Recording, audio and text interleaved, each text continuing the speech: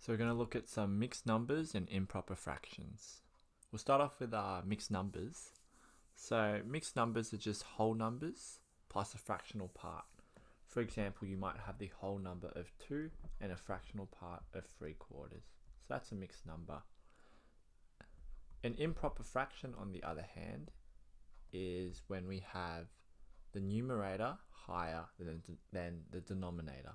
For example, if we have 9/4, we can see that the numerator, the top number, is higher than the denominator, or the bottom number. Therefore, it is an improper fraction.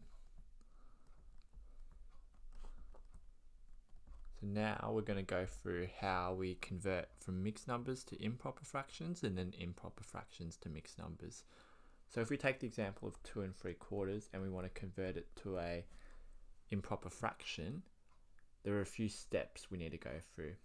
Firstly, we need to multiply the whole number by the denominator of the fraction part. So we need to times 2 by 4. And then we need to add on the numerator. So what I mean by that is 2, the whole number, 4, the denominator of the fraction part, and 3, the numerator of the fraction part. So that gives us 2 times 4 is 8 plus 3 is 11 over the denominator of 4. So that's how we convert from mixed numbers to improper fractions. Let's try converting from improper fractions to mixed numbers now. So we'll take the example of 9/4. We need to think about how many 4s are in 9. So 4 goes in 9 twice. So we write a big 2. And how many numbers are left over? So 2 times 4 is 8. 9 minus 8 gives us 1 left over. And we write that as the numerator over the original denominator. So 9/4 as a mixed number is just 2 1/4. So that's how we convert from mixed numbers to improper fractions and improper fractions to mixed numbers. So it's really important when we're adding or subtracting or multiplying or dividing fractions that we treat fractions as improper fractions. So for example, if we've got the question 2 1/4 plus 3 3/4, we really have to convert that to a